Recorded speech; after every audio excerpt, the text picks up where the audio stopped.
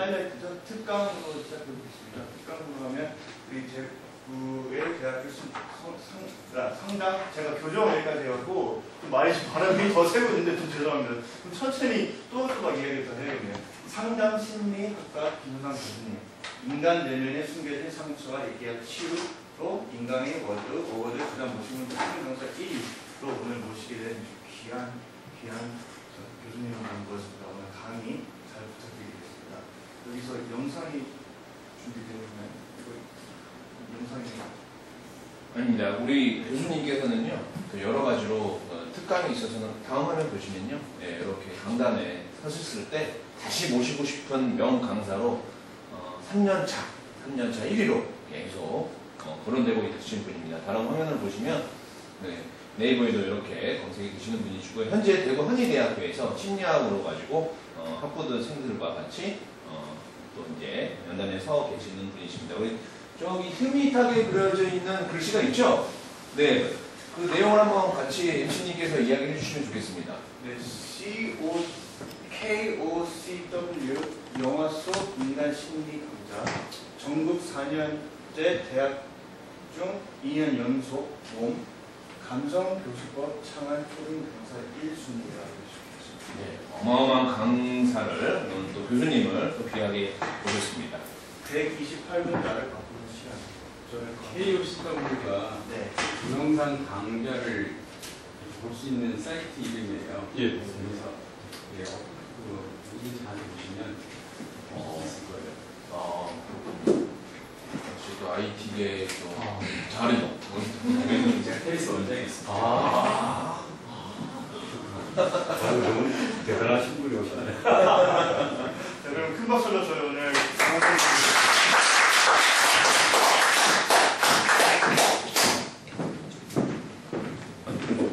마이크는 별도 없죠? 예, 여기는 잘 울리는 그런 사운드가 잘 돼 있는데. 네, 알겠습니다. 마이크 준비할까요? 교수님? 없습니다. 그죠? 네. 교수님, 요 느낌 어떠십니까? 지금 이 조명을 조정을 했는데요. 네.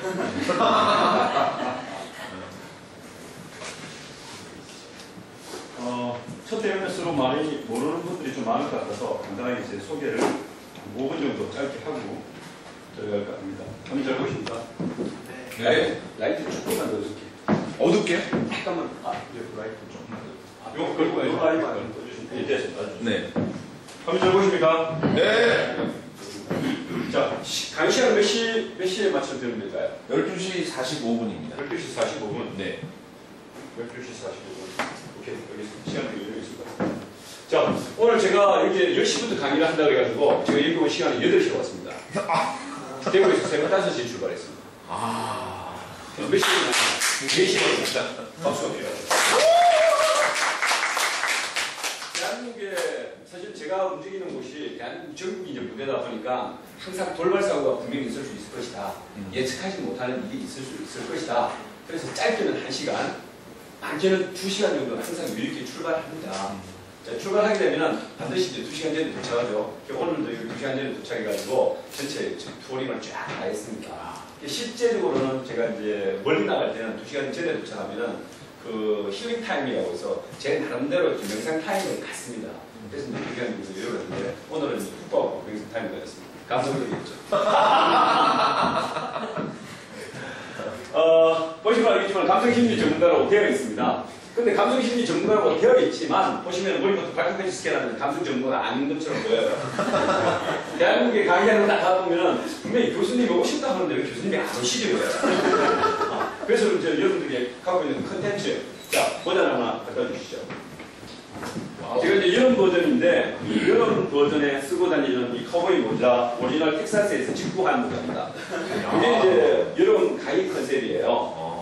대학 교수의 컨셉이 사실 이렇게 되기가 힘들거든요. 머리부터 발끝까지 한번 스캔해 보시죠. 발끝이 요 구두가 그 군용 구두예요. 항작사라고 대회님 고글에서 쓰는 식별이 아니고 육군 항공 그 조종사 있죠. 1년에 딱 500종 나오는데 그 중에 한 종이에요. 이게 민간인들이 살래야 살 수가 없습니다. 요거는 이제 그때 헬기 조종사들이 우리나라에서 350분이 다 모였을 때 그때 이제 제가 사실 이런 말 들으면 뭐하지만 에너지 대비 가성비가 제일 낮은 곳이 딱 세 군데 있습니다. 국방부, 검찰청, 그다음에 군인 어디가 제일 에너지 대비 가성비가 낮을까요? 맞춰보십시오. 국방부, 그다음에 검찰청, 경찰청 이 세 군데 중에 어디가 에너지 대비 가성비가 제일 낮을까요? 당연료가 낮다는 뜻을 그렇게 말하는 거죠. 어디가 낮을까요? 경찰청. 어디? 경찰청. 경찰청. 네, 그렇습니다. 그리고 국방부, 검찰청 둘 중에 하나 어디? 경찰청. 아, 이거 박빙인데 다시 검찰청이다. 들어보시죠. 검찰청이 어디 낮습니다. 한 분도 있죠. 낮습니다. 그 다음에 국방부다. 들어보시죠. 국방부 3!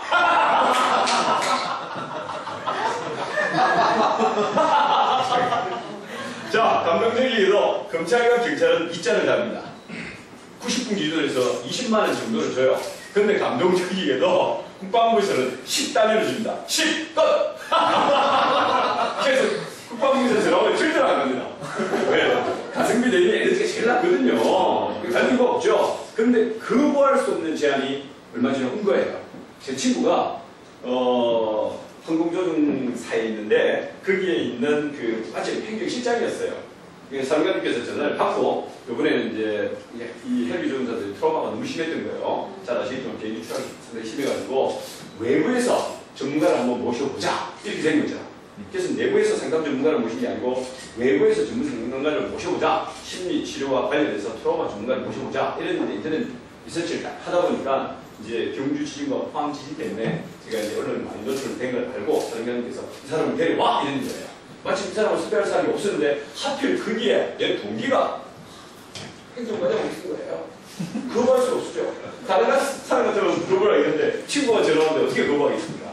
그래서 이제 강의를 하러 갔는데 강의를 하고 가서 얼마나 강의가 싼지 아시겠죠? 왔다 갔다 차비까지도 안 나왔어요. 빨리 올라가는 바람에 7만짜리 티켓 하나 끊고 속도 위반, 도로를 7만짜리 끊고 강연료는 10만원 받았는데 14만원 티켓값을 주고 열받아서 3만짜리 밥 먹고 남겨서 그걸 알았는지 너무 미안해서 그쪽에서 10만원 주고 주더라고요. 이게 그때 바로 그 신발이에요. 그래서 이 신발을 신고 다니는 거예요. 감독님이죠. 자, 그리고 이제 이 카우보이 모자는 사실 저한테는 이 카우보이 모자가 혁신과 변화의 아이콘입니다. 사실 이 변화의 아이콘은 다른 변화의 아이콘이 아니고 대학 교수가 사실 이렇게 복장으로 강의 하는 게 힘들지 않습니까? 저는 5년 전에 4년 전이구나 정확하게 박근혜 정부 때 강연 요청을 청와대에 받았을 때 딱 한 가지 제안을 받았습니다. 뭐냐? 절대로 나의 복장을 탈취하지 마라. 만약에 탈취하지 않는다면 내가 그걸 갈 것이고 탈취한다면 나는 거절할 것이다. 전국에 있는 대학 교수님들, 대학교에 강의하러 갈 때도 마찬가지입니다. 서울대학교 그리고 스카이대학 강의 요청 받을 때도 복장을 통제하지 않으면 가겠다고 했습니다. 자, 그렇게 해서 어저께는 부산대학교까지 강의를 다 갔다 왔습니다. 그리고 교장 선생님들 강의를 다 갔다 왔습니다. 왜 근데 그분들에게 대한민국 최고의 시어분들에게 왜 이런 복장을 갈까요? 이유는 딱 한 가지입니다. 아무리 내가 복장을 완벽하게 갖추고 양복 입고 그다음에 강의를 한들 비치시적 언어가 갖고 있는 이 파워와 힘에 대해서는 말로 표현할 수 있는 부분이 있더라고요. 여러분이 알지 않습니까? 대한민국 자주주의에서는 두 명의 엔터테인먼트 두 분이 있습니다. 두 그룹이 있습니다. 여러분들은 YG와 먼저 쓰지 마십시오. YG와 JYP 여러분들이 기간의 신념을 알고 있죠. 그런데 정말 몰랐습니다. 언제 몰랐느냐? 위기가 발생하기 전까지는 몰랐습니다. 목적지향적인 YG, 그 다음에 인성을 강조하고 내면의 태산한 기분을 강조했던 JYP 두 사람의 행보가 이렇게 달라질 줄 몰랐습니다. 그런데 그 행보가 달라진 것은 위기의 상황에서 달라진 것이죠. 알지 않습니까? JYP 대단했습니다. YG 대단했죠. 근데 이 두 사람이 목적지향적인 것은 강한 카리스마를 갖고 있는 것은 YG가 훨씬 더 강렬했습니다. 그렇게 해서 선수들을 키워냈습니다. 그렇게 해서 밑에 가수들을 키워냈습니다. 오마이갓. 근데 중간에 문제가 터졌어요.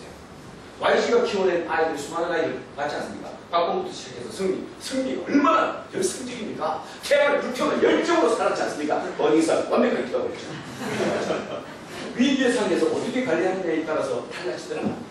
근데 JYP는 그렇게 하지 않았어요. 기본기를 가져라. 맞습니까, 여러분? 인성을 갖추어라.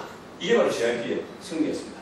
그래서 JYP가 가수들이 노래 부를 때 항상 젊은 아이들에게 강조했던 게 딱 한 가지 키워드입니다. 뭐죠? 노랫말 속에 반드시 집어내야 될 게 한 가지 키워드가 뭐냐? 공기반 소리반을 집어넣어라. 우리는 그때 TV에 나와가지고 JYP가 공기반 소리반을 이야기하고 했을 때 주변에 있는 멘토들이 깜짝 놀랐어요. 아니 어떻게 그런 말을 할 수가 있지? 그냥 노래를 부르는데 진정성을 담아라 이렇게 이야기할 수도 있을 텐데 촌철살인의 한마디. 큰 노랫말 속에 공기와 소리방을 집어넣어라. 근데 알아듣는 사람 다 알아듣죠. 직관적으로. 소리라는 것은 무엇이고 공기라는 것은 무엇이다. 소리라는 것은 우리가 내뱉는 내용의 팩트입니다. 맞습니까, 여러분? 근데 소리로도 도저히 표현할 수 없는 부분이 있더라. 그게 뭐죠? 진정성이죠. 그 진정성을 공기라고 얘기했던 것입니다. 와, 걔들 감동적이에요. 걔가 천재예요. 아, 이거 녹음되는구나. 자, 그런데 이제 그렇게 해서 저는 이 표지를 고집하는데, 사실 이 표지를 고집하게 된 결정적인 변화의 아이콘이 우리 학생들에게 전국에서 아까 우리 원장님 계시지만은 그 KBS 원장님 계시지만은 KBS 주관하는 게 KOCW라고 해서 그 대한민국 전국에 있는 교수님들이 강좌를 다 온라인 사이트에 올려놓습니다. 그게 지금 2019년 현재 32,500 강좌가 됩니다. 근데 그걸 그냥 올려놓는 게 아니고 올려놓고 나서 AI를 돌려가지고 평가를 해버립니다. 평가를 해서 1등부터 그 다음에 32,500등까지 등수를 내버려요. 그런데 감동적이게도 딱 20등까지만 온라인상에 공개를 해버립니다. 그 나머지 대학 교수님들은 자기 이름이 없다. 그럼 몇 등인 줄 알고 있을까요? 그렇죠. 20등으로 알고 있죠. 감동적이고. 근데 제가 그때 1차에서 20등 안에 든 거예요. 근데 그렇게 해서 20등 안에 든 걸 가지고 연말에 다시 올려놓습니다. 올려가지고 인기 투표를 또 하는 거예요. 그건 2차 투표입니다. 1차에서 20개를 모아가지고 2차에서 20개를 연말에 10개월 동안 올려놓고 다시 재평가를 하는 거예요.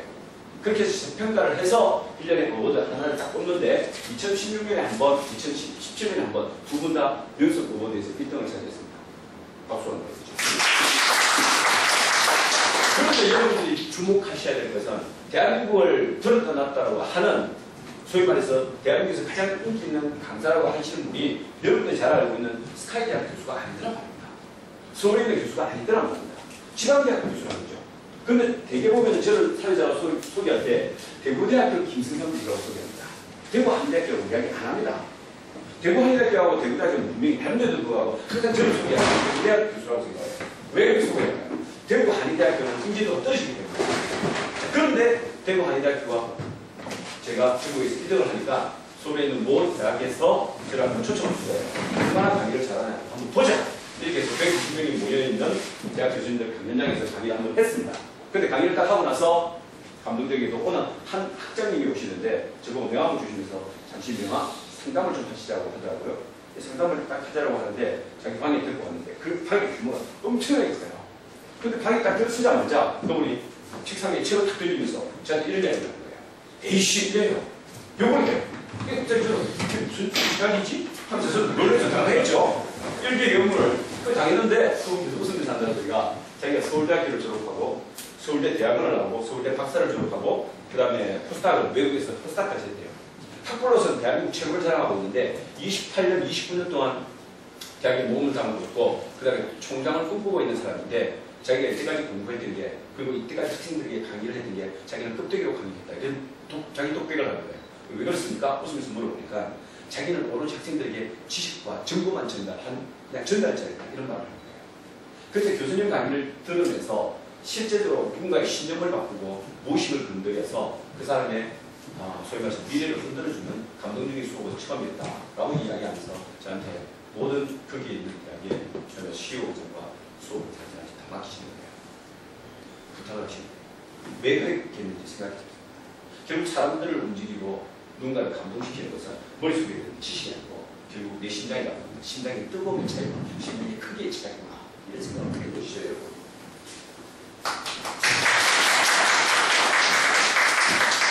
그래서 저는 항상 이야기합니다. 학생들에게 우리는 대구한의대학교가 지방대학입니다. 181개 상임제 대학 중에서 중간 정도 레벨밖에 안 됩니다.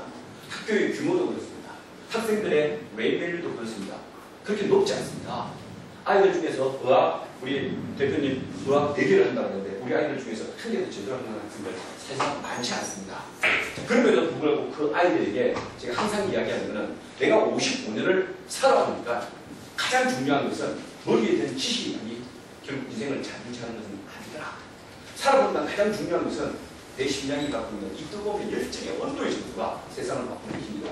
이런 이야기를 하니까 아이들은 지금처럼 뜨거운 박수가 나옵니다. 그걸 잊지 말아야 됩니다. 그런 의미에서 이 카우보이보다는 자기 변화와 혁신할 것입니다.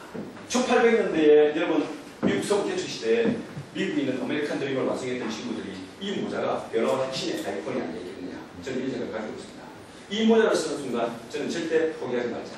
절대로 물러서지 말자. Never give up. 절대 안 된다는 말을 하지 마라. 이런 이야기를 가지고 상징적인 이미지를 뒤지시 얻는 힘으로 알려주는 것이죠. 여러분이 보시면은 지금 대학 교수 45살, 55이고 지금 교수는 21년 차입니다. 교수가 21년 차가 넘었다 그러면 여러분들 대부분 선생의 포스를 보면 아실 겁니다. 어떻게 보시는지 알죠? 자켓, 푸른 자켓 입고, 그 다음에 신발, 뭐 까만색이나 갈색 입으시고 그렇게 꼰대 같은 모습을 보일 겁니다. 근데 여러분 보시면 알겠지만 제가 외국 강의 갈 때마다 전국에 있는 신입사원들 강의를 다 갑니다. 삼성 갑니다. 한수원 공공기업 다 갑니다. 근데 거기에 200명, 300명, 많게는 500명 이상이 몰려있고 이번에 대구 한의대학교 신입사원 1600명이 왔습니다. 갈 때마다 저는 제안합니다. 무슨 제안을 하느냐. 만약 여러분들 중에서 단 한 명이라도 2분 동안 푸시업을 해가지고 나를 이기는 자가 있으면 그 학과에 피자 30번을 쏘겠다. 저는 이게 도발적인 이야기입니다. 그리고 며칠 전에는 어저께죠. 어디였냐? 대구 한의대학교에서 CEO에서 모임이 있습니다. 여러분들처럼.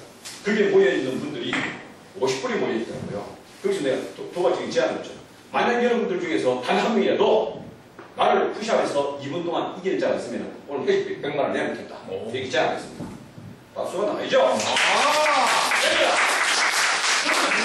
오늘 이 자리도 역시 유의합니다. 만약 여러분들 중에서 단 한 분이라도 2분 동안에 푸시업을 해서 나를 이기는 사람이 있으면 오늘 그 발전기가 100만 원 내놓겠습니다.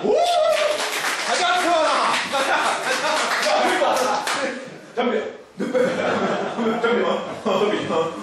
100만 원을 내가 현찰로 그냥 바로 통장에 넣어주겠습니다. 양 회장님 통장에 바로 뽑아주겠습니다. 만약 여러분들이 이길 수가 있다. 이분에 몇 개 하세요? 이번에 제가 비밀을 좀 알려드리겠습니다. 만약 여러분들 진다면 어떻게 해야 되겠죠? 1인당 10,000원씩을 걷어서 나한테 공짜로 주시는 겁니다. 와우. 그러면 여러분들 나와 와야 40만 원, 3만 원도 안 되겠다. 나 지금 여러분들 세금을 배팅을 하고 있는 겁니다. 자기를 덤비라고 하는 겁니다. 이 말은 자신 있다는 거죠? 맞습니까, 여러분? 네. 실제로 그런 도발을 해봅니다. 도발을 해보면 젊은이들 나옵니다. 대구 한의대학교에서 1600명이 딱 상정해서 이렇게 도발을 했는데 체육과 애들 3명이 나오는데 가슴이 이래요. 와. 그때 내가 그랬죠. 체육애들 다 나오면 안 되잖아요. 그때 내가 그랬죠. 단대 한 명씩. 체육애들 3명이 딱 나오는데 그 중에서 제일 비비하게 보이는 니 나와. 그래서 한 명 잡고 그 다음 나머지 이들 안 돼서 딱 잡아가지고 쫙 짜서 왼쪽에 2명, 오른쪽에는 2명 이렇게 했는데 오른쪽에는 운동을 제대로 한 친구들, 그 다음에 왼쪽에는 운동을 하지 않은 친구들 이렇게 해서 그림을 딱 그렸습니다. 그리고 제가 가운데 쓰고 실제 푸시하고 있죠. 몇 개를 했느냐? 운동을 하지 않은 친구들 맨 왼쪽에 있는 애들은 작게 하나가 28개를 했습니다. 아직도 분명히 기억하고 있어요. 그 다음에 두 번째가 34개. 그냥 일반 대학생의 수준이에요. 32만 해도 작은 거예요. 정말 작은 거예요. 여러분이 문제를 해볼까요? 현역 병사가 군대 들어갔을 때 특급 병사가 될 때 이분의 푸시업 몇 개가 만집니다. 아십니까? 몇 개가 만집니까요? 틀려도 괜찮은가? 말씀을 해주세요. 40개? 30개? 특급 병사의 기준이 30개밖에 안 된단 말입니까? 이제 전투하겠습니까? 몇 개 정도 될까요? 72개가 만점입니다. 근데 72개가 만점인데 군대 가면 45분의 1이에요. 45명의 소대장 한 명입니다. 그런데 그 중에서 20% 정도가 특급 병사의 기준밖에 안 됩니다. 상당히 적습니다. 상당히 적다는 뜻이죠. 자, 그런데 그렇게 해서 푸시업을 했는데 오른쪽에 운동한 친구, 관리한 친구는 몇 개느냐? 한 명은 68개를 했어요. 상당히 많이 했어요. 제가 지금 옆에 있는 친구 헬스 10년차! 대학교 3년짜리가 나오는데 가슴이 튀어나올 것 같아. 걔가 내 바로 옆에 있었어요.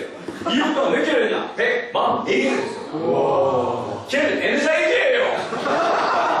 하는 순간 속도가 안 보이는 거예요. 속도가 안 보이는 거예요. 그래서 올라가는데 그냥 속으로 생각해요. 이 새끼 곧 터질 것이다. 섹스피가 이런 말을 했습니다. 위험한 곳을 갈 때는 처음에는 천천히 올라가라. 이런 말을 했죠. 저는 그걸 하고 있습니다. 얘가 나를 이길 수 없는 것은 얘는 속도전에서 이긴 겁니다. 초반에 하는 바람에 1분 넘어가니까 이게 안 올라오죠. 저는 초반에 조절했죠. 조절하면서 했는데 저는 몇 개 했냐? 놀라지죠. 무려 2분 동안에 147개를 했습니다. 박수.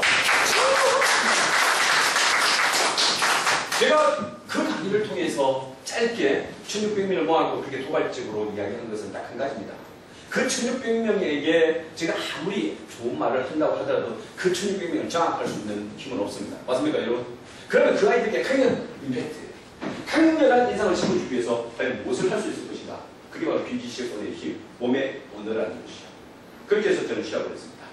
그래서 저 제안을 했죠. 만약 여러분들 중에서 단 한 명이라도 나를 이기는 아이들이 있다면 피자 30발 그 과에 가속에다가 했습니다. 한 명씩 하나씩 모으라! 나가서 하야 되죠. 피자 한 판에 얼마죠? 2만 원입니다. 그럼 30발 60마리 쏘겠다는 거죠. 이겼죠, 내가. 피자 안 쏘았어요. 그래서 맨 마지막에 던진 메시지는 그렇습니다. 여러분들 아버지 같은 나이인 내가 여러분들과 푸시업을 하면서 지지 않는다는 것은 여러분들이 알고 있는 아버지의 이미지 그리고 어른들의 이미지에 대한 반기일 것이다. 적어도 30년 후에 여러분들이 내 같은 모습으로 이렇게 성장하고 그런 나기 위해서는 한 가지를 잊지 마라. 그것은 인디어였어. 인내심입니다. 세상을 살아가다 보니까 가장 중요한 것은 내 스스로를 극복하고 이길 수 있는 힘. 그것은 돈이 아니다. 명예가 아니라 권력이 아니라 스스로를 절제하고 통제할 수 있는 힘이더라. 그것이 바로 인내심이더라. 예, 1600명이 그 뜨겁게 달리는 박수를 들어본 적이 있습니까, 여러분?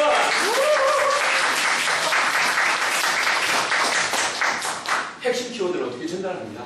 그게 가장 중요하다. 지방대학입니다. 대구한대학교 교수입니다. 그럼에도 불구하고 제가 대한민국의 곳곳에 가는 이유는 바로 이 에너지 때문에 그렇습니다. 히든 메시지라고 하죠. 다음 주에 대한민국에 있는 시도에 있는 자치단체에 있는 의원들 230명이 저희들이 다 집계합니다. 그런데 거기에 있는 의장께서 직접 저를 딱 찍어서 모든 스케줄을 다 비워달라고 요청이 왔습니다.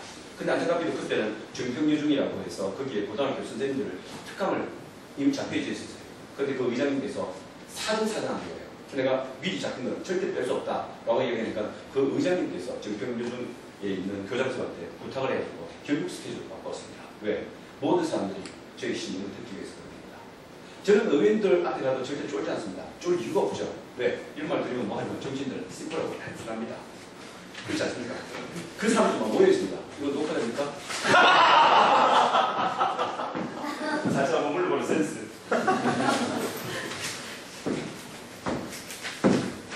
자, 제가 제 책들입니다. 최근에 제 책이 정신말 문화를 바꾸는 시간 아마 여기 나올 겁니다.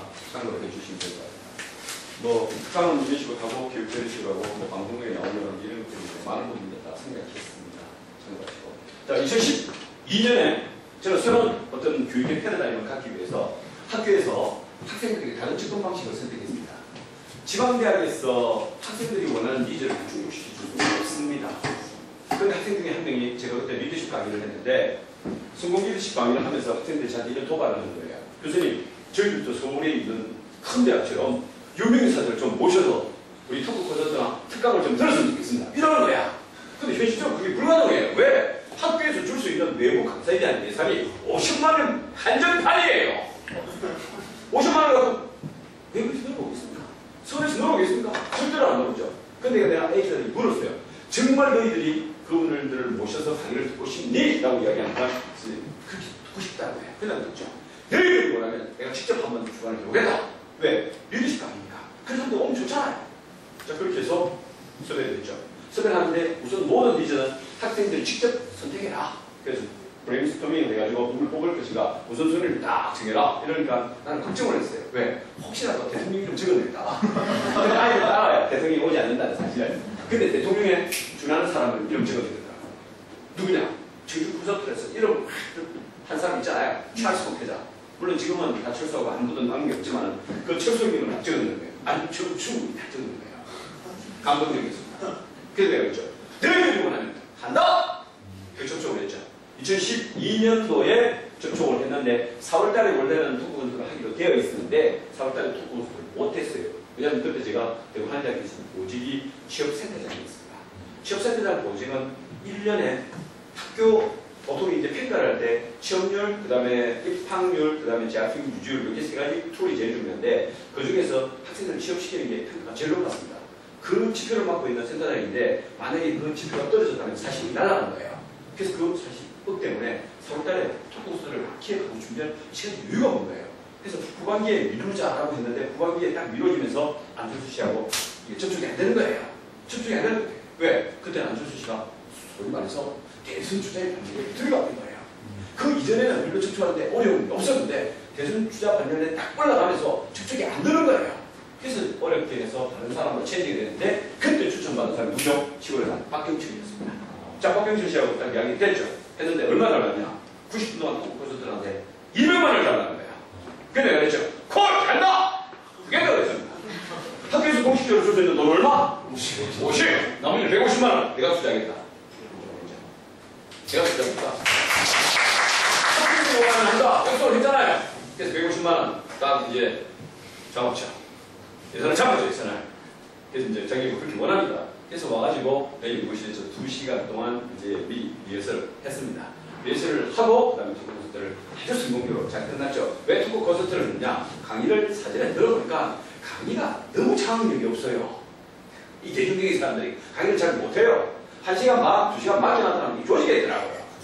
그래서 도저히 안 돼가지고 중간에 제가 이제 토크 콘서트 형식으로 치고 빠지는 식으로 해서 답변하고 이렇게 해야지 교육 투자를 맞추겠더라고요. 왜냐면 안철수 씨하고 그 시골에서 박경철 씨하고 토크콘서트 하는 거 보니까 동영상을 보니까 고등학교 학생들, 뒤에 학생들이 다 좋더라고요. 그래서 이 아들 뭐 자기도 싶어가지고 인지도는 있지만 인지도가 밥 먹는 건 아니잖아요. 그래서 이제 중간에 이제 토크콘서트 했는데 성공적으로 잘 끝났죠. 끝나고 나서 이제 연구실 와가지고 돈 계산을 해줬는데 50만 원 목표를 딱 내줬죠. 학교에서 공식적으로 주는 돈이니까 주고 나서 내가 그랬죠. 150만 원은 내가 벌어주겠다. 지금 당장 준비가 안 되잖아요. 그래서 강의 열심히 봐. 그러지만 그래도 그런데 그렇게 준다고 해서는 안 된다는 소리 났잖아요. 준다고 하면서 이제 나머지 뒤에는 이런 말을 던지죠. 우리 둘은 나이도 비슷하고 이제 뭐 당신 내가 아는 친구가 당신 친구고 그 사람 친구가 내 친구고 하니까 우리는 친구가 아니냐. 꼭 내가 고심해서 돈을 치니 가야 되겠냐. 저희가 교수님 뭐 우리니까 둘러서 친구인데 내가 그 돈을 받겠습니다. 참 괜찮은 사람이었어요. 그래서 둘째습니다.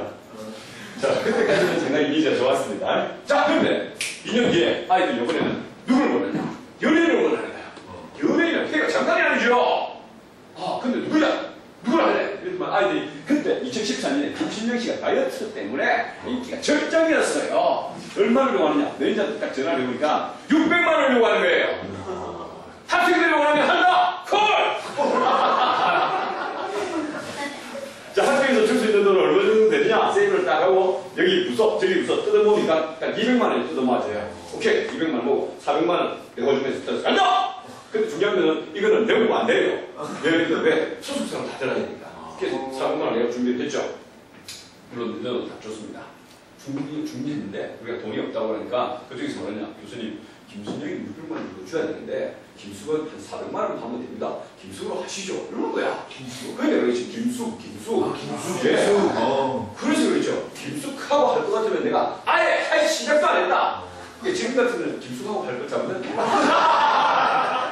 그냥 뭐 이게 끔지 몰랐어요. 아, 그때는 400에서 조금 더 외우고 가능했는데 많이 안 빼도 되는데 아, 참. 물론 이제 그 돈을 많이 투자를 했습니다만은 아까웠느냐? 천만의 말씀.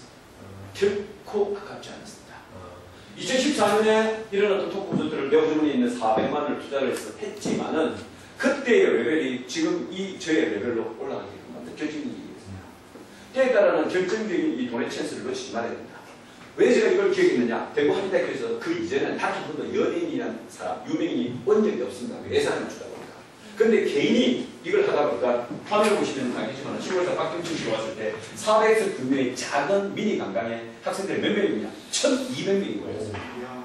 1200명이 몰렸다는 것은 다른 교양 수업 시간에 학생들이 그 수업을 다 제껴버리고 내일 수업 다 온 거예요. 하도 많은 학생들이 교수님이 여기 모습에서 박경철 씨하고 교수님하고 토크 콘서트 간다 이러니까 그 교수님이 한 반수 이상이 빠져나가니까 그래 요걸 제껴버리고 그걸로 아예 가자!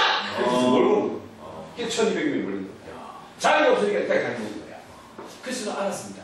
뭘 알았냐? 학생들의 니즈가 필요하구나. 그 니즈에 그렇게 목말랐구나.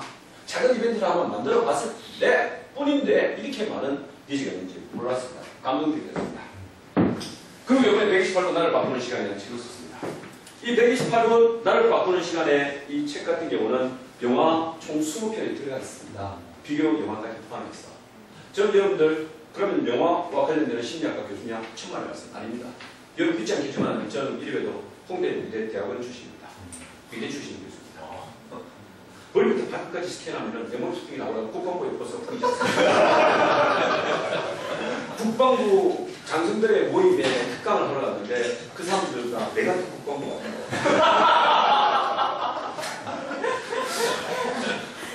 자, 여기 128분을 바꾸는 시간이라는 이 책에는 영화 20개가 들어가 있습니다. 근데 저는 원래 미술 전공이라고 말씀드렸죠. 근데 이 트랜스를 바꿨습니다. 바꿨습니다. 근데 여기 영화 중에서 20개의 영화가 들어가 있는데 화면을 보시면 유일하게 한국 영화 2편이 들어가 있습니다. 유일하게 그 영화가 하나는 바카스타이고 하나는 오아시스예요. 근데 이 영화를 완벽하게 쓰고 이해하고 그 다음에 완벽하게 그 내면에 있는 그림자까지 다 담기 위해서는 반드시 이창동 감독을 인터뷰를 해야 돼요.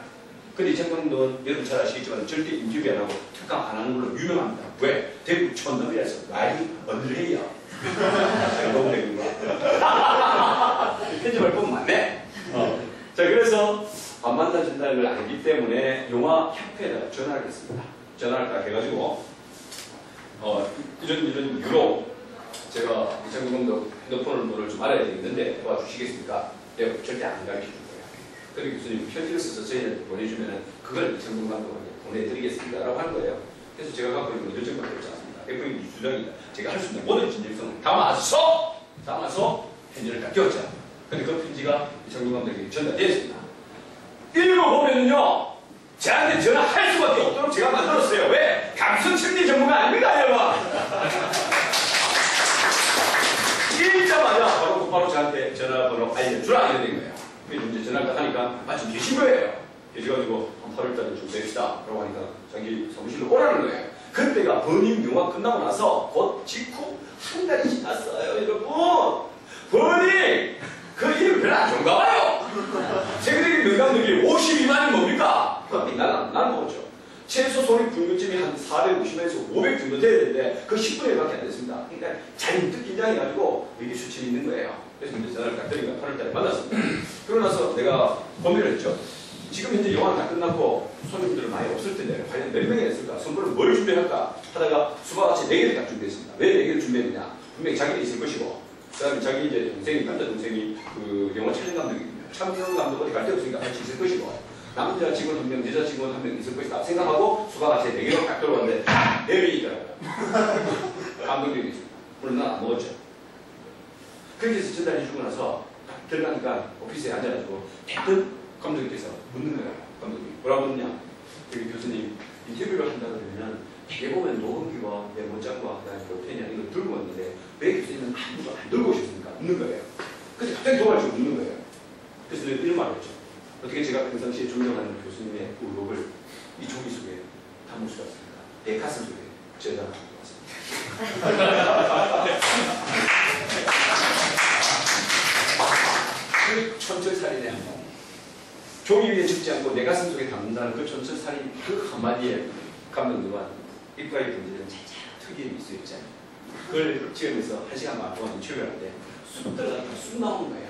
뭐냐? 이게 우리는 게임 끝난 거에 그거 있어. 그러면서 자기 이제 오피스가 2층이었는데 제가 갈 때 지하 1층까지 저를 배웅해 줍니다. 그걸 2번씩이나. 그때는 처음 알았습니다. 그분의 인격과 타인에 대한 자신의 좋은 인격을 나왔죠. 그리고 제가 2층에 있을 때 맨 마지막 뒤에 그 추천서도 본인이 직접 수행하셨습니다. 그러는 저희가 사연이 사실입니다. 그리고 나서 이제 제가 여러 가지 책을 지으면서 그 다음에 이런 어떤 기사가 하나 한 적 떴습니다. 화면에 보시면 알겠지만 2018년 1월 11일 날 이 기사가 대구에서 제일 큰 명남일보 신문에 떴습니다. 근데 표제 제목이 참 재밌어요. 뭐라고 됐습니까? 공개관계가 신문이 됐지 않습니까? 저는 이 기자 얼굴도 본 적이 없습니다. 그런데 어떻게 이런 표제를 지을 수가 있단 말입니까? 너무나 감동했죠. 근데 이 기사가 나가고 나서 곧바로 3월 1일 날 전화 한 통을 받았습니다. 누구로부터 전화 한 통을 받았냐? 대구 경북에서 제일 파워 있는 조직이 딱 한 군데가 있습니다. 어디일까요? 대검찰청입니다. 대검찰청에서 검사장님께서 출근하시자마자 이 기사를 본 거예요. 보자마자 곧바로 행정관님한테 전화를 했습니다. 이번에 1년에 한 번씩 부장급 이상 간부들 전부 다 모여가지고 특강을 듣는데 널 속에서 이상한 사람 잡아와서 강의를 듣는데 그 사람들 다 잘라버리고 이 사람 잡아와서 강의 듣도록 하세요! 이 지시를 해요. 아니 내가 뭐 잘못해서 잡아와서 강의 듣나? 그래서 해결과장님께서 직접 전화 오셨어요. 뭐라고 전화 오셨냐? 제가 딱 하자마자 이런 이야기예요. 김정희 교수님 여기 대금 철책입니다. 대금 철책에서 나한테 전화 올 게 없잖아요. 근데 대금 전화 오는데 저는 순간 무엇을 떠올렸죠? 100% 보이스피싱입니다. 그래서 나 속을 생각했습니다. 이 새끼들 봐라.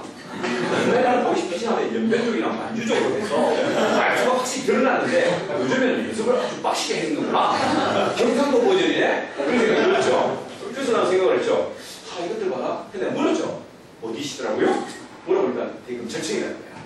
그래서 누구를 찾습니까? 물어보니까 빛난 소리가 김세상 교수를 찾으세요. 근데 그랬습니다. 잘못 전화하셨어요. 여기는 김승삼 교수님 것이 아니고 김영삼 교수님 것입니다.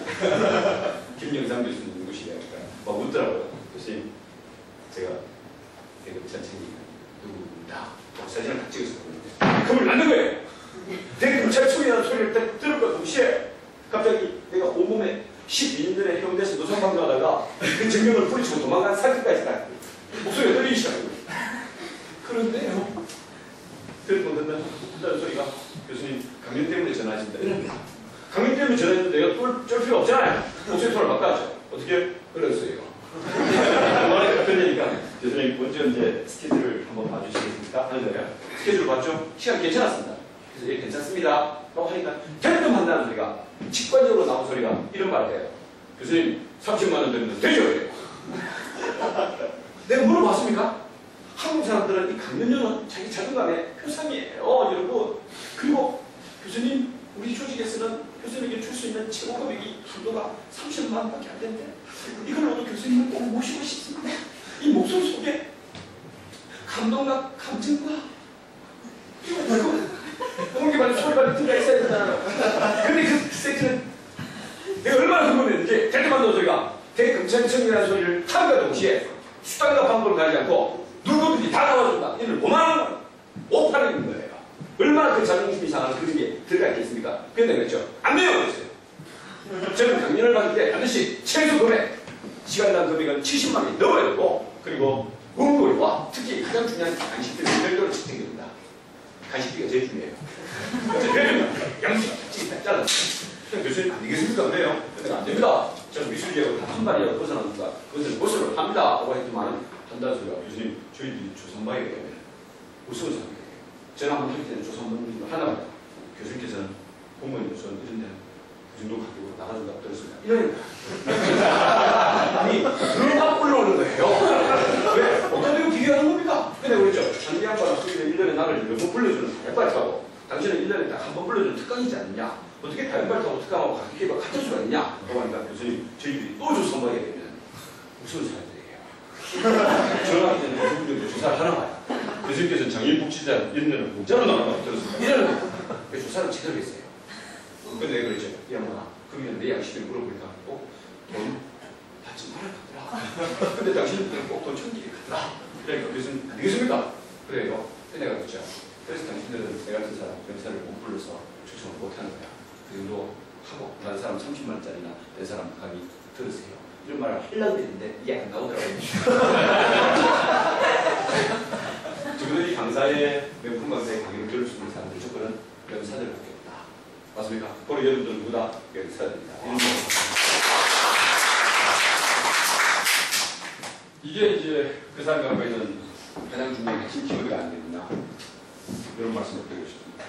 자, 지금 제가 여러분들에게 동영상 한 편을 동영상 진행되죠? 네. 동영상 한 편을 보여드리겠습니다.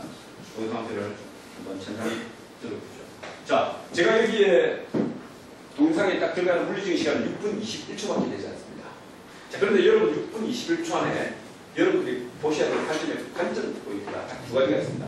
하나는 노래 부르는 사람의 내용을 듣지 마시고 그 노래 부르는 사람의 표정과 몸짓의 오늘을 읽어주십시오. 노래 부르는 사람의.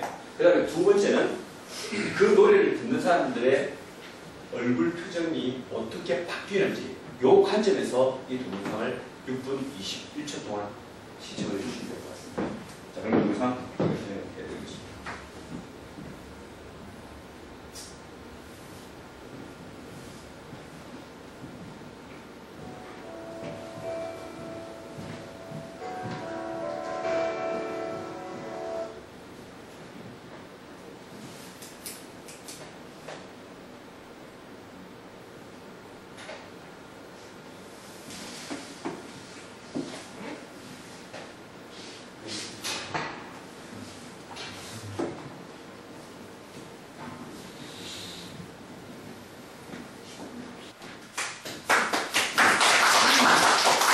맨 마지막 화면을 여러분 보셨을 겁니다. 맨 마지막 화면을 보시면은 그 여성 한 분이 너무 감동에 완전 젖어가지고 고개를 딱 돌리면서 약간 이렇게 슬퍼하는 모습 보이시죠? 저 여러분 보여드리겠습니다. 제가 아까 처음에 물리적으로 시간이 얼마 정도 걸린다 그랬죠? 6분 21초입니다. 혹시 여러분들이 누군가를 대화하면서 아니 누군가를 가리키면서 6분 21초 안에 상담의 마음을 완벽하게 내 것으로 만들어본 사례가 있습니까? 힘들죠? 아니면 누군가 이야기를 듣고 6분 21초 안에 눈물을 흘려본 경험이 있습니까? 이 화면 속에 여러분들 막 보신 분들은 알겠지만은 임재범 씨가 나는 가수를 통해서 2010년이죠. 2010년 12월 27일 날 이 화면에 동영상 한 편이 나온 겁니다. 저는 이 동영상을 보면서 천류를 느꼈어요. 왜 천류를 느꼈느냐? 그때 제가 한참 연구하는 분야가 감성교수법이라고 해서 타인의 가장 밑바닥에 있는 내면의 감성을 건드려서 그 사람을 변화시키고 성장시키는 그 프로그램을 연구 중이었습니다. 저는 항상 고민했죠. 어떻게 하면 수많은 학생들을 감동시킬 수 있을 것인가? 어떻게 하면 수많은 사람들이 내 강의를 듣고 눈물을 흘리게 할 수 있을 것인가? 아니면 좀 더 다른 관점에서 봤을 때 어떻게 하면은 내가 파는 물건들이 타인들에게 감동을 줘서 수많은 지역화로 다시 감동으로 돌아오게 할 수 있을 것인가? 어떻게 하면 내가 있는 조직에서 수많은 사람들이 나의 니즈를 파악해서 그 사람들과 교감을 이루어서 나의 목적을 달성할 수 있을 것인가? 결국에는 사람의 마음을 움직이는 것이다. 교수자가 학생들을 감동시켜서 그 아이들을 성장시키고 변화시키는 게 교사의 가장 위대한 힘이 아닙니다. 지식과 정보는 누구나 다 전달할 수 있습니다. 그런데 교육의 목적을 보면은 지식과 정보는 누군가 다 전달할 수 있지만 그 사람의 마음을 바꾸고 신념을 바꾸고 그러면 결국 그 사람이 내 편으로 만드는 건 쉽지 않다는 말입니다. 6분 21초 동안에 그걸 어떻게 할 수 있을까 고민하는 찰나에 바로 이 동영상 장면을 본 겁니다. 동영상을 딱 보는 순간 저는 머리에 띵 하고 반응이 같이 일어났습니다. 2011년도 12월 27일 날 그걸 딱 보면서 제가 충격을 받았던 것은 바로 이것이 내가 도입해야 될 새로운 어떤 방향이자 컨텐츠가 아니겠느냐 생각한 거죠. 그래서 그걸 갖다가 분석해보니까 5월 22일 날 나왔다고 해서 5위 대첩이라고 해요. 2011년도 5월 20일 날 나왔다고 해서 나는 가수다의 5위 대첩이라고 합니다. 왜 그러냐? 대한민국의 기라성 같은 가수들이 다 쏟아졌습니다. 여기 밤 속에서. 대한민국의 10대 가창력을 갖고 있는 사람들이 그 주에 다 쏟아졌습니다. 누가 쏟았는지 아시죠? 몸으로 승부하는 가수 BNK가 나왔어요. 목소리로 승부하는 가수 여자 박준현이가 나왔습니다. 그리고 목소리로 승부하는 가수 김범수가 나왔습니다. 아, 그럼 아니구나. 얼굴로 승부하는 가수. 얼굴로 승부하는 가수 김범수부터 YG 때 이소라부터 있었는데 전국에 있는 대한민국의 가창력을 가진 사람 다 나왔습니다. 그 중에 임재범 씨가 있습니다. 임재범 씨는 대한민국에서 베스트 5 안에 들어가는 소위 말해서 가창력의 소유자입니다. 한국의 마이클 볼턴이라는 닉네임을 갖고 있는 사람이죠. 감수성이 상당히 뛰어납니다. 그런데 이 영화 동영상을 보는 순간 여러분들이 깜짝 놀랐을 겁니다. 임재범 씨와 그 이전의 모습과 지금의 모습이 조금 노래 부를 때 모습이 달라졌다는 걸 아마 여러분들 중에서 다른 감각을 갖고 있는 분들은 눈치를 챘을 겁니다. 외모에 어떤 부분이 달라졌죠? 노래를 부를 때? 그렇죠. 머리를 밀었습니다. 임재범 씨는 락발라드 하는 사람이에요. 머리를 밀 이유가 없습니다. 맞죠? 근데 머리를 밀고 왔다. 저는 그 장면을 딱 듣고 보는 순간 저는 비지식 언어를 연구한 심리학자로서 분명히 이것은 이 사람의 신변에 무슨 변화가 있을 것이라는 걸 직감적으로 느꼈습니다. 그러면서 모든 자료를 다 뒤졌습니다. 왜 이 사람이 머리를 빡빡 밀었으며 그 다음에 노래를 부를 때 그 이전에도 여러분의 노래를 불렀었고 그 이후에도 노래를 불렀는데 그때 부른 노래는 소름이 끼치게끔 감동적이었습니다. 전율이 일어나잖아요. 화면 속에 보이는 제가 관중들을 여러분들 표정들을 보라 그랬죠. 남녀노소 안 가리고 10대부터 시작해서 60대까지 전부 다 일어나서 기립박수를 보냈습니다. 이게 공감을 불러일으키는 게 쉽겠습니까? 어렵잖아요. 그런데 뭔가가 있을 것이다 라고 조사를 하던 도중에 제가 충격적이게 발견했습니다. 왜? 그 이전에 나는 가수다 2011년도 5월 22일 날 그때 나는 가수다를 통해서 불렀던 그 시점 이전의 역사의 일치를 훑어보니까 단 한 번도 임재범 씨가 공중파에서 노래를 부른 자료가 없는 거예요. 자료 한 번을 못 찾았습니다. 이거 왜 그럴까? 찾아보니까 그때 임재범 씨가 병을 앓고 있었어요. 어떤 병을 앓고 있냐? 앓고 있습니다. 가수가 무대에 절대 설 수 없는 병 어떤 병이 있을까요? 공황장애 있었어요. 공황장애 어디서 많이 들어보면 말이잖아요. 순실이 누님께서 철책에게 작년에 첫째 A4용지에 적었는데 그것도 철저박 에어포트 공황장애 그걸 적어냈다는 게 있습니다. 그 공황장애가 조언을 동시에 앓고 있는 사람이 누구냐? 바로 임재범 씨였습니다. 무대에 설 수가 없죠 당연히. 맞지 않습니까? 자, 그러다 보니까 돈을 못 벌어줬습니다.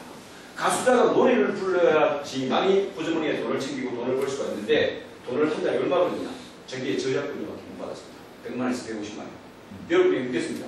가정을 갖고 있는 남자가 가정을 이끌고 있는 분이 한 달에 100만원 벌어주고 150만원 벌어주면서 나 남편 노릇 했다. 아니면 내 아빠 노릇을 다 했다. 누가 당당하게 할 수 있습니까? 없죠? 자, 그렇게 하다 보니까 모든 집안의 가정살림, 아이들의 케어, 심지어는 남편의 병원비까지 다 됐던 사람이 누굽니까? 아내였습니다. 그 아내가 받았던 정신적인 충격이 얼마나 컸겠습니까? 그 스트레스 때문에 부인이 갑상선을 암에 왔던 겁니다. 암에 와가지고 병실에 누워서 머리를 막 밀고 있었는데 그 아내의 아픈 모습을 보니까 남편으로서 임재범 얼마나 가슴이 아팠겠습니까? 그렇게 하는 충격에 빠져서 자기는 정말로 아무도 못했습니다. 왜? 부인이 아픈게 자기 한만 못했습니다. 이게 중첩된 트라우마의 증상입니다. 본인이 갖고 있는 공황장애나 우울증과 그 다음에 부인의 병증이 합쳐지면서 같이 앰플을 가지고 빵 하고 터진 게 우리는 중첩된 트라우마랍니다. 전문가 입장에서 봤을 때 아무 일도 못해요. 그렇게 해서 하루하루 시간을 보내고 있는데 중요한 것은 하나님 갑자기 담당 PD가 전화를 하는 거예요. 와라! 너를 불러라! 돈을 벌어서 영업이 못해라! 이런데 임재범 씨가 원래 이제 거절하는 거예요. 난 무대에 쓸 수 없어요. 이렇게 거죠. 그때 담당 PD가 강력하게 질문시켜줍니다. 당신이 할 수 있는 게 뭐라고 생각이 들어. 그렇다고 당신이 정말로 힘이 좋아서 노가다에서 돈을 벌어서 병원비를 댈 수 있느냐?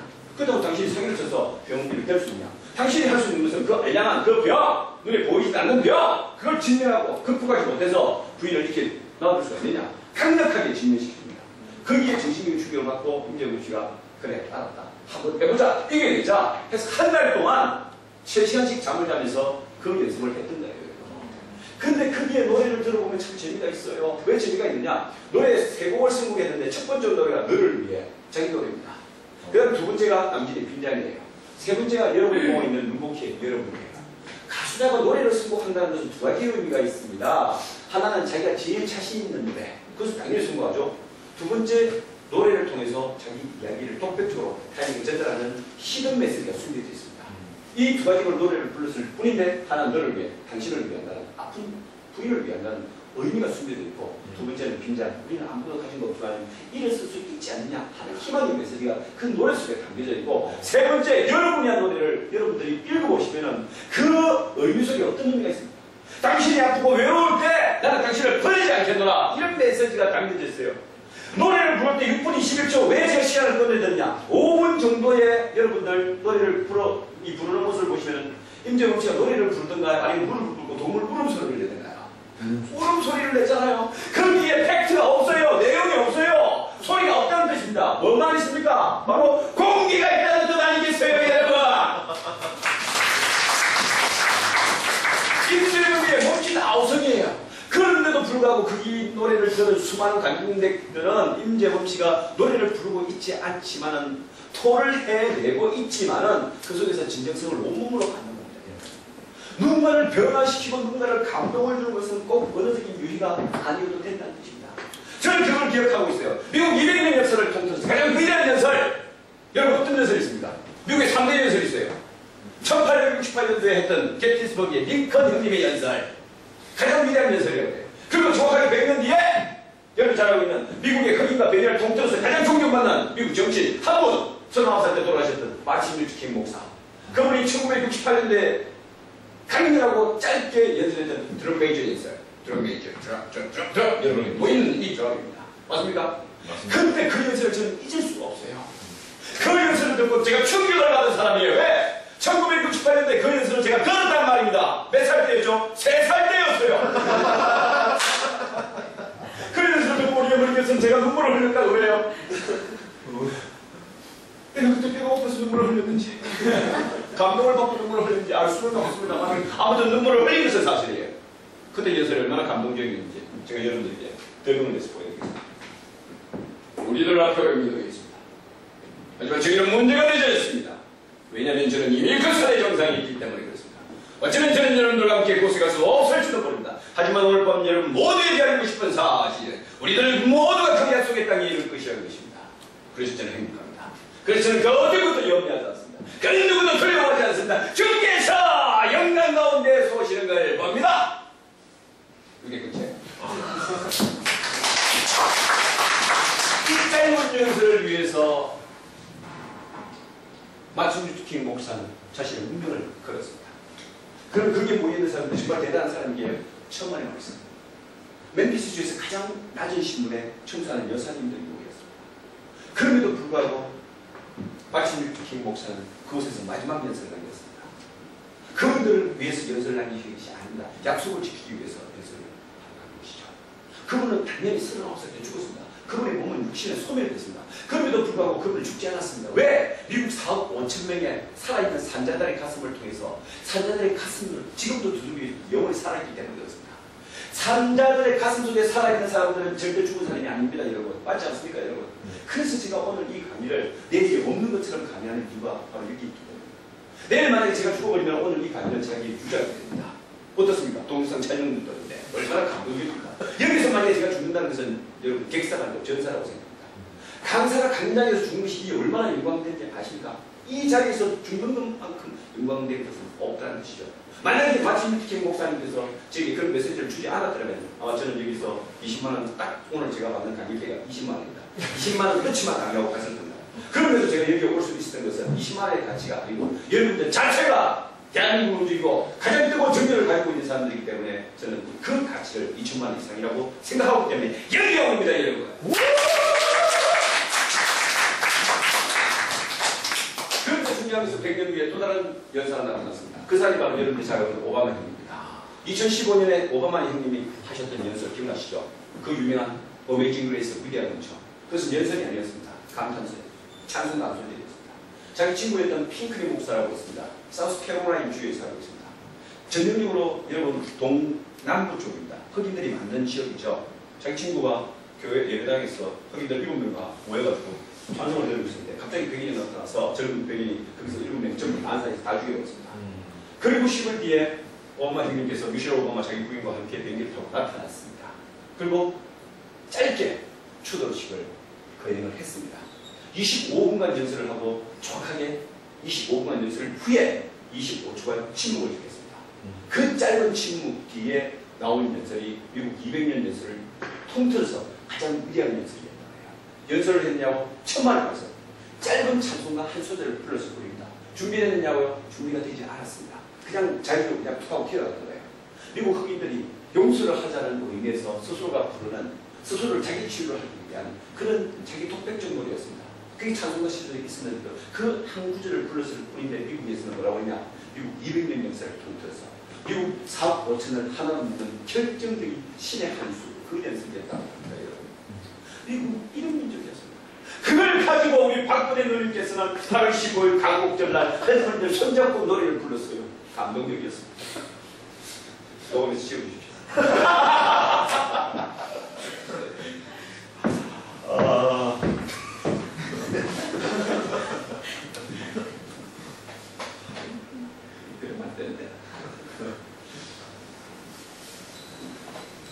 한번 잘 보십니까? 네. 영상. 자, 넘어가. 좀 빌려주십시오.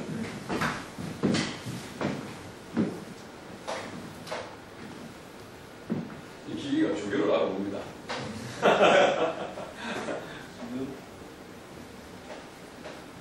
안 넘어가면 제가 말로 다 때릴 수 있습니다.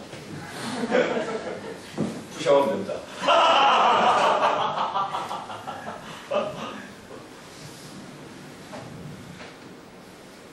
저는 여기 편집 영상찍기 좀 문제 있어요. 됐습니다.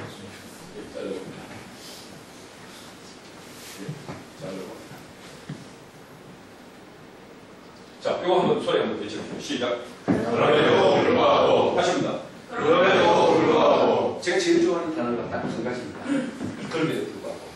이 그럼에도 불구하고 정신은 대한민국을 지금 여기에 만든 가장 위대한 정신이라고 생각합니다. 화면 한번 보시겠습니까? 자, 여기 있는 감독들입니다. 세계적인 있는 감독. 베스트 10 안에 들어가 있는 감독들입니다.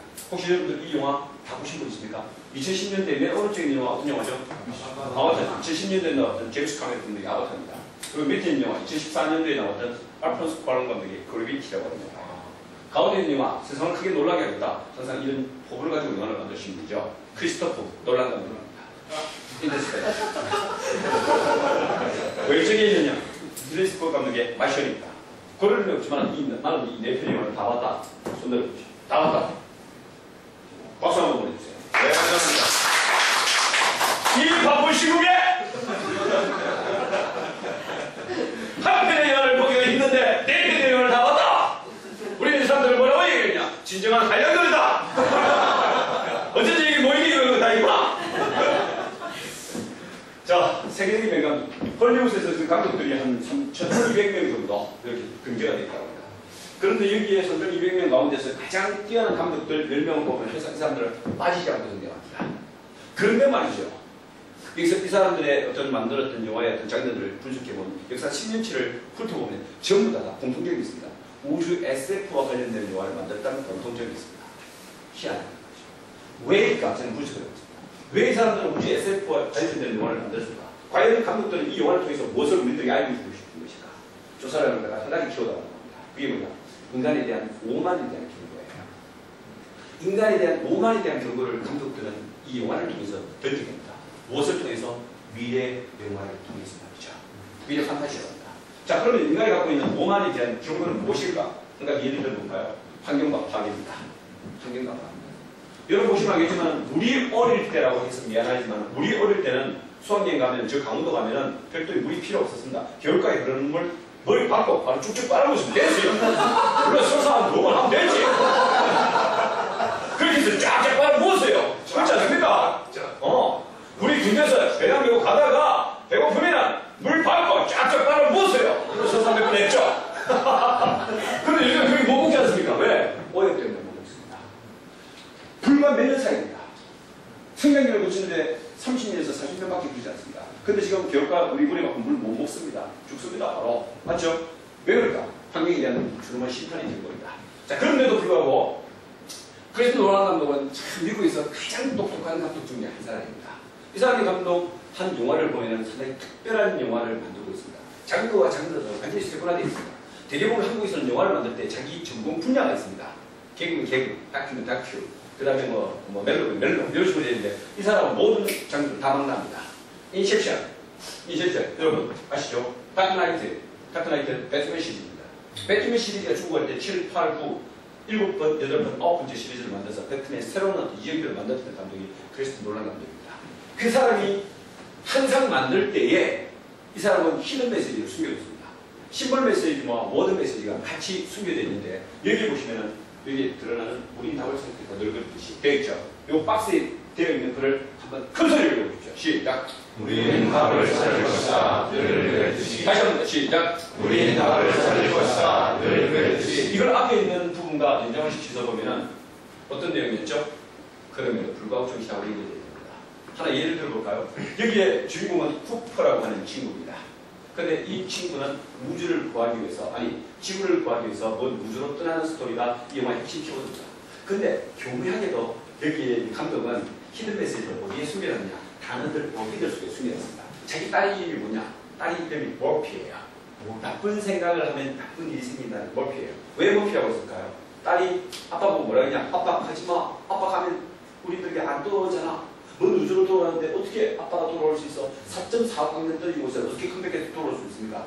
그렇기 때문에 아들이 아빠를 이제 기다리는데도 불구하고 아빠는 돌아오지 않을 것이다. 아빠는 거짓말쟁이다. 라는 의미의 머피를 붙였습니다. 그런데 아빠는 뭐라고 했냐면은 나는 반드시 돌아온다. 이렇게 이야기했습니다. 아빠는 못 돌아왔죠.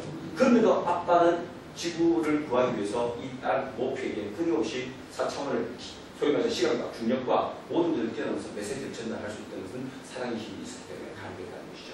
자, 그런데 여기에 숨겨진 히든 메시지가 한 가지 더 있습니다. 그게 뭐냐? 쿠퍼가 지구를 떠날 때 타고 왔던 우주선의 이름이 뭔가 혹시 여러분 기억하고 있는 사람 있습니까? 인디어런스. 이걸 맞추는 사람이 많이 없습니다. 왜? 별로 관심이 없기 때문입니다. 근데 지금 맞추신 분들은 아마 제 책을 읽었다는 뜻입니다. 그것도 야무지게 읽었다는 뜻이죠. 인디어런스입니다. 자, 그런데 중요한 것은 제가 인디어런스와 관련해서 이 숨은 히든 메시지가 있을 것이다 라고 생각하고 역사 100년치의 모든 근대화 자료를 다 뒤졌습니다. 다 자료를 뒤졌는데 그 자료가 어디에서 나오느냐? 정확하게 100년 전에, 그러니까 1974년이죠. 인류 최초의 남북 대륙을 횡단하겠다고 도전에 성공한 사람이 딱 있습니다. 그 사람이 누구냐? 어리스트 세클턴이라는 사람입니다. 좀 더 정확하게 말씀드리면 도전에 성공을 하려고 노력했지만 실패한 당원가예요.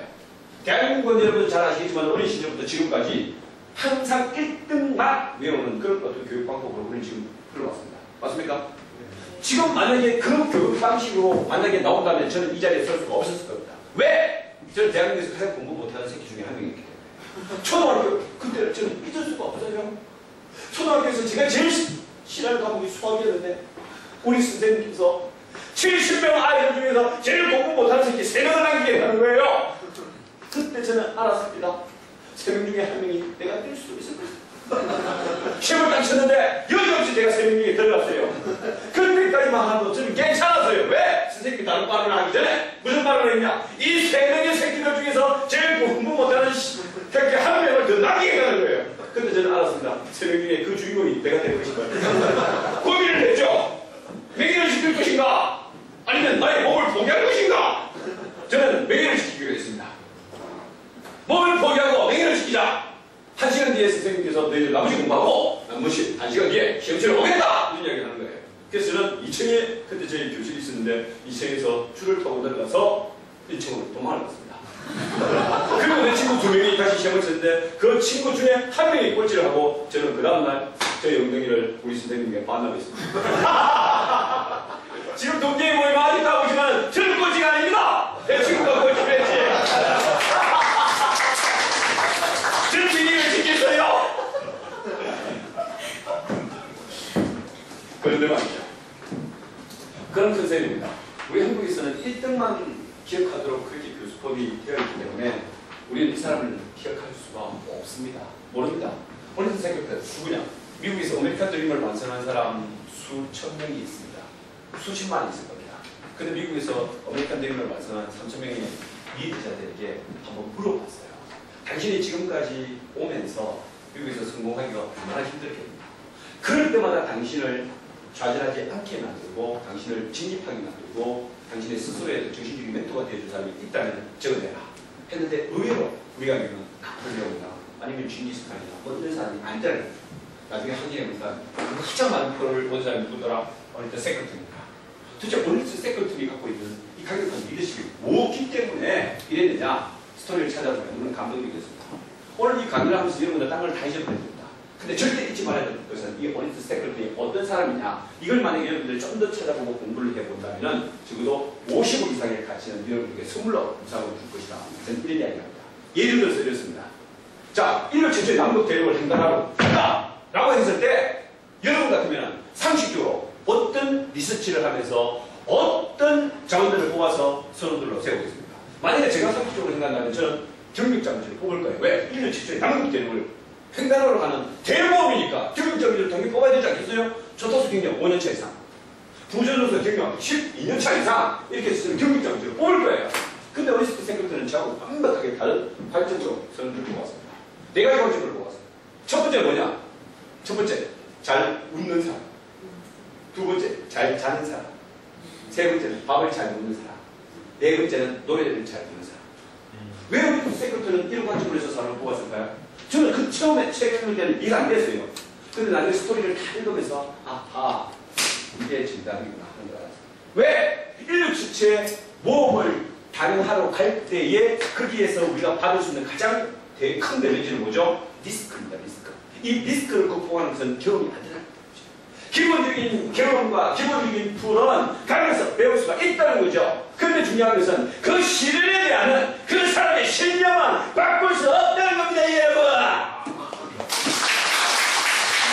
어디 맞았던 거예요. 어떻게 됐느냐? 11개월 만에 완벽하게 겨울에 유빙선에 갇혀버렸습니다. 그 위대한 완벽한 그 겨울이 딱 들어오면서 목선이지 않습니까? 목선이 얼음 속에 갇혀버린 거예요. 11개월 동안 갇혀있습니다. 봄 되면 먹겠지 생각이 처음 하면서 이 유빙이 움직이는 거예요. 움직이면서 배로 완벽하게 파쇄시켜버렸습니다. 탈출했죠.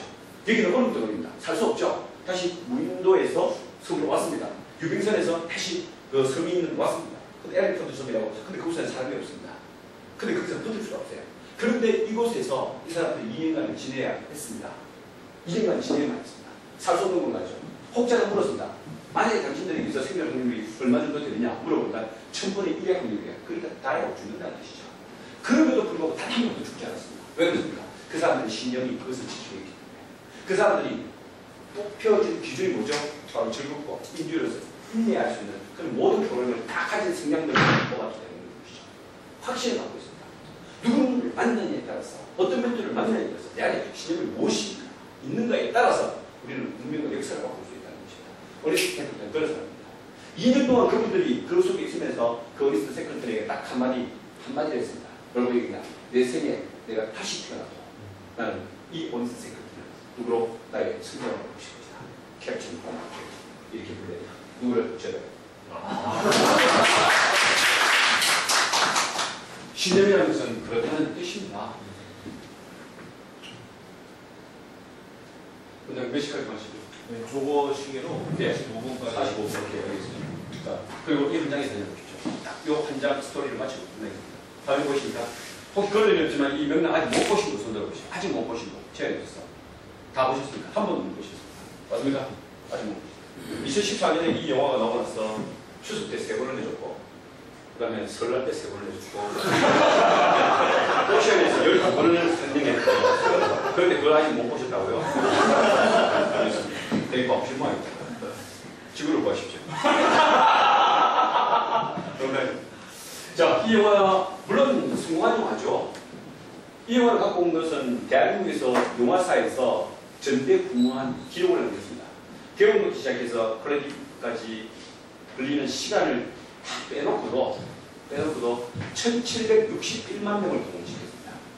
1761만 명이라는 숫자를 지금 목표 달성한 대한민국의 영화는 단 한 번도 없습니다. 2016년에 제임스 카메론 감독이 아바타가 나왔을 때 사람들은 길촉풍한 줄 알았어요. 왜? 1300만을 돌파했거든요. 우리나라 최초의 외국 영화다. 한국 감독이 아닌 외국 영화의 제임스 카메론 감독이 1300만을 만들었어요, 여러분. 자기이 파상했죠. 이걸 언제나 누군가가 꺾을 것인가 고민했는데 이 김한민 감독이 나왔어요. 근데 김한민 감독 우리 잘 몰라요. 왜 모르냐? 유명하지 않습니까? 근데 저는 알았습니다. 전작의 영화를 딱 보는 순간 아, 이 감독이 갖고 있는 영화적인 스토리와 탄생이 정말 장난이 아니구나 알았습니다. 어떤 영화였죠? 최종경 영화입니다. 최종경이 하루는 720만 원을 모십니다. 그 짧은 소재, 이 짧은 소재에다가 엄청난 스피드를 집어넣어가지고 저는 사실 최종경이 하기 영화보다 훨씬 더 잘 만들어졌다고 생각해요. 훨씬 더 잘 만들어진 영화였어요. 이 스피드와 각색과 간의 구성적인 측면에서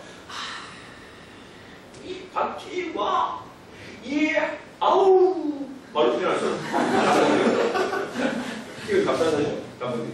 자, 그런데 더 감동적인 것은 이 영화를 구성하는 맨 마지막 장면에 명장면에 스토리를 집어넣는 겁니다. 명대사와 스토리를 압축적으로 집어넣는 겁니다. 만유불판에서 25m 진구에서 조선 최고의 공사는 남이와 청나라 최고의 장수 주신다가 화가 칼을 들고 있어요.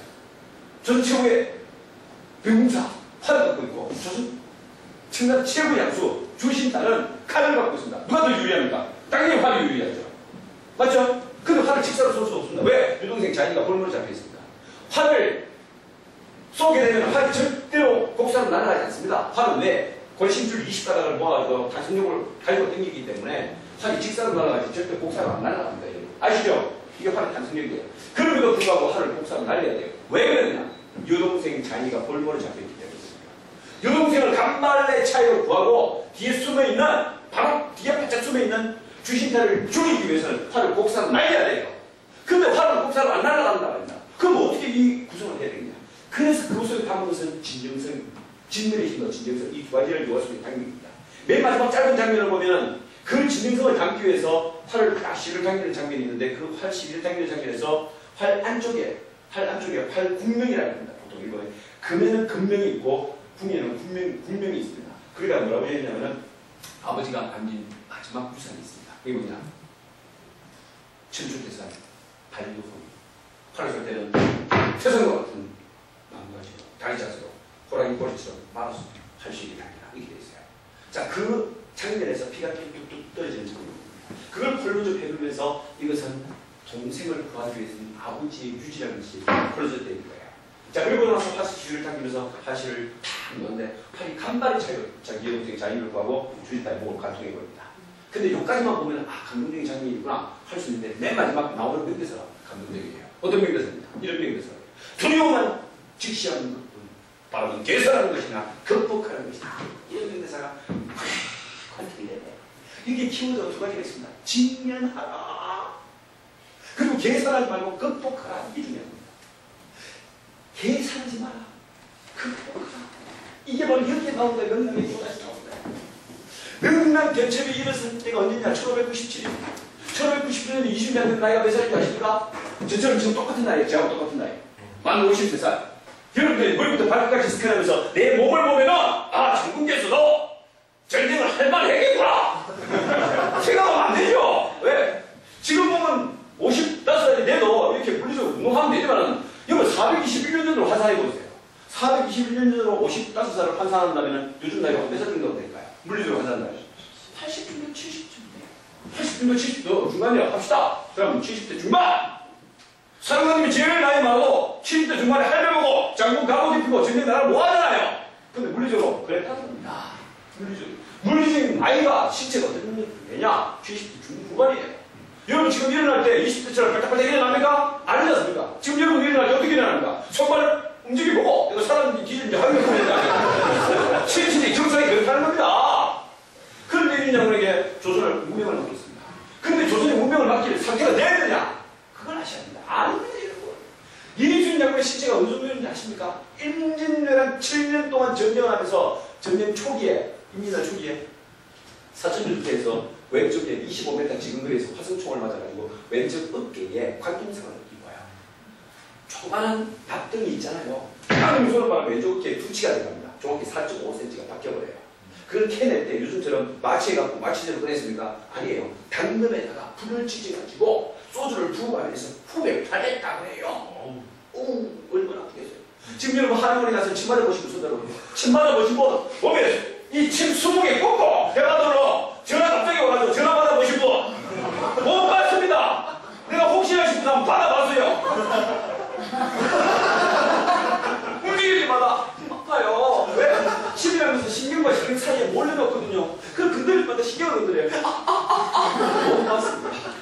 그런데 공께서는 태연히 담화를 나누면서 단어를 빼낸다. 이래요. 그런데 이 공의 몸무게가 예를 들어 정상입니다. 안 되는 뜻이죠. 왜? 임진왜란 7년 동안 갑옷을 못 벗었어요. 갑옷을 못 벗었죠. 진물이 날만 합니다. 다시 갑옷을 입고 날만 합니다. 왼손에 여러분 칼자루를 못 쥐었다고 해요. 지금 칠 때 어떻게 치느냐? 오른손에 칼자루를 쥐고 무게를 뺀 다음에 왼손으로 받쳐서 그 다음에 정장을 얼굴을 쳤다고 해요. 그런 장수예요. 그런데 임진왜란 일어나고 나서 6년 뒤에 여러분 보시면 알잖아요. 6년 뒤에 무슨 일이 있었습니까? 이순신 장군을 잡아라고 선조가 누구를 보냈습니까? 지금으로 말하면 중수부장을 보냈어요. 검찰재간부 16명들과 함께. 그때 제가 그 장면을 누구나 잘 알고 있습니다. 왜 잘 알고 있느냐? 그때 김 부장님을 모셨던 이순장을 모셨던 김 부장님이 바로 저예요, 여러분. 420년 전에 이순신 장군을 측근에서 모셨던 김 부장님이라고 있는데 바로 김 부장님 저라고요. 그러니까 할아버지가 아니고 제가 421년 전에 그때 김 부장님을 모셨는데 그 이후에 420년 이후에 제가 다시 제 생에서 태어났다는 뜻이에요. 이런 겁니다. 안 믿는구나. 자, 그래서 직접 한번 보여드리겠습니다. 제가 김 부장님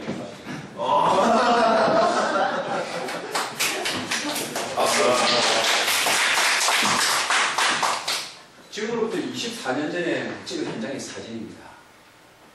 24년 전에 저는 스스로 멘토가 필요했죠, 서울에서. 그래서 저는 스스로 멘토를 찾았습니다. 내 스스로 모실 수 있는 정신적 지주와 나의 신념을 바꾸고 내가 따라할 수 있는 멘토가 누가 될 것인가. 그러다 보니까 이순신이라는 분이 내 앞에 눈에 탁 보입니다. 그래서 저는 이번에 모든 행위들을 조사하고 찾기 시작했습니다. 그분을 쫓기 시작했습니다. 적어도 나는 분야는 다릅니다. 정치를 하는 사람도 아니고 그리고 제가 역사하는 사람도 아니었고 제가 24년 전에는 그냥 화가였습니다. 대한민국에. 서울에서 여러분 화가로 생활하기가 얼마나 힘든지 아시죠? 그래서 저는 이 사람의 멘토를 찾았습니다. 유신 장군처럼 활동하고 유신 장군처럼 움직이고 유신 장군처럼 신념을 갖는다면 적어도 이순신까지는 아니겠지만 유신 장군처럼 살 수 있을 것이다 라고 생각해서 그때 24년 전에 이 한 장의 사진을 시각적 꿈의 시각화를 위해서 찍어놨던 겁니다. 이 한 장의 사진을 찍기가 얼마나 힘든지 아십니까? 말로 표현을 못합니다. 이 갑옷을 빌릴 데가 없었어요. 이 갑옷을 빌릴 때 한 군데 있었죠. 홍대 앞에 그 유명한 장군 정갈치라고 전쟁이가 살고 있었습니다. 그 사람한테 빌릴 수 있었는데 못 빌렸습니다. 왜?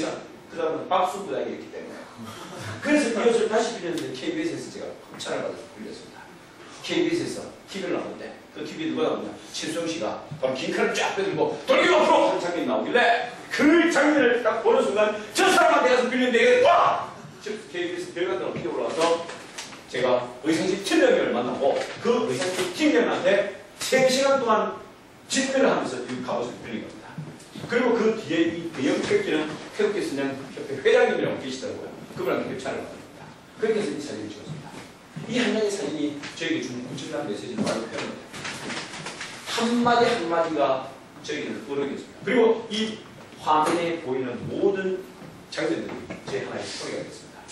이순신 장군을 포기하지 않고 내 안에 멘토를 스스로가 딱 듣는 순간 저의 모든 신념과 모든 행동은 이순신처럼 살아가는 거예요. 물론 그분은 421년 전에 제 속에 들어온 인물입니다. 그런데 그분대로 그분이 가르친 신념대로 살다 보니까 어느 순간 제가 장군이 되고 있다는 사실을 알았습니다. 영화 간상을 보면은 이런 장면이 나오죠. 수양대군과 그 다음에 안병대군이 교유중단을 배경으로 해서 싸우는 장면이 나옵니다. 그런데 그 영화 속의 캐릭터의 수양대군은 관상가에게 이런 말을 하죠. 목에다가 칼을 딱 꽂고 하면서 한마디를 합니다. 왜? 관상가 양반, 어찌 내가 황기를 상이는가? 그 한마디 한마디의 촌철살인들을 전부 다 눕혀고 스토리텔링으로 우리는 학생들에게 수업을 합니다. 학생들에게 보여주는 것은 교수자의 지식과 정보만 주는 것이 아니라 교수자의 눈빛과 보이스와 목소리 톤과 몸짓 던지가 학생들에게 녹아들어야 돼.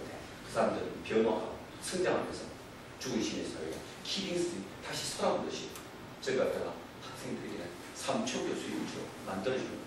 오늘이 마지막인 것처럼 살아. 내일은 이 세상에 나라는 존재는 없을 것이다. 그것이 우리가 살아가는 이 세상의 가장 아름다운 감동이 되기 때문입니다. 강의마치겠습니다.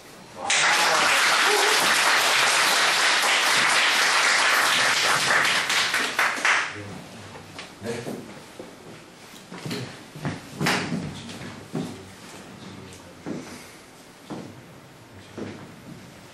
오늘 또 이 명강의를 들어주셔서 멀리신 분으로 다시 한번 박수 한번 주세요.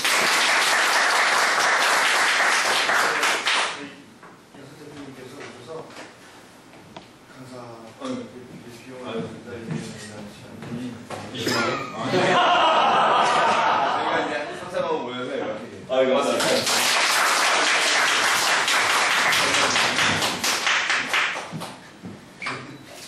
이게 제가 대표로 드리는 거고요. 여러분의 이렇게 마음을 모아서 같이 귀한 시간 해주신 교수님께 다시 한번 큰 박수 감사합니다. 민조 같이 온 학생입니다. 아, 저희 이제 점심 식사는 그 Q&A. Q&A 시간 잠시 가져드리겠습니다. 야, 당연히 가져야죠. 네. Q&A 시간을 좀 갖도록 하겠습니다. 가지시고 또 이제 끝나시고 자연스럽게 예, 예. 준비된 책 사인을 갖도록 하겠습니다. 네. 편하게 더 질문하시면 돼요. 네. 질문하고 말씀하시면 안 되고. 처음에 책 보고 네. 128분 나를 바꾸는 시간은 사실은 실제로 되게 궁금했는데 네. 영화에 관련된 쓰더라고요. 예. 128분으로 이렇게 그 포커싱 하시는 무슨 네. 배경 같은 게 있으신지 궁금하거든요. 사실 이게 책 제목질 때 사실 고민이 되거든요. 원래는 이제 출판사에서는 이렇게 적어줬어요. 나를 바꾸는 시간 이렇게 적었는데 제가 보니까 좀 심심하더라고요. 그래서 128분을 좀 넣자고 했습니다. 왜 128분이냐라고 묻길래 128분은 제가 제일 좋아하는 영화 두 편이 128분이에요. 제 멘토. 예를 들어서 명랑이 128분이고 제 학계의 스승이었던 키링 선생 죽은 시인의 사회가 128분입니다. 그래서 그 두 영화가 저에게는 가장 큰 신념을 줬거든요. 하나는 바깥쪽에서의 신념을 바꾸는 명랑 영화. 그리고 또 하나는 그 학계에서 선생님들이면 적어도 아웃사이드의 정신을 갖고 있지만 그렇게는 강의를 마라. 너무 일조 강의하지 마라. 라고 하는 키링 선생님이 던져준 저의 메시지. 그래서 128분이라는 뜻이고 그런데 한 번 강의를 듣는다고 할 때 그 사람의 신념을 바꾸는 것은 딱 2시간이 기준됩니다. 이게 2시간이 120분입니다. 그 사람 강의를 듣고 와 너무 좋다. 나도 스승이 한번 살아봐야 되겠다. 고민하고 결심하는 시간이 딱 8분 걸립니다. 그래서 그 두 개를 합쳐서 120분 플러스 8분, 플러스 128분 나를 바꾸는 시간.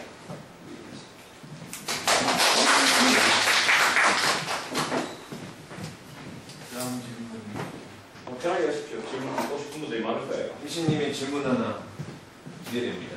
네. 이수님 질문 한번.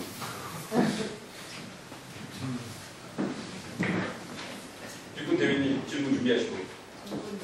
죄송합니다.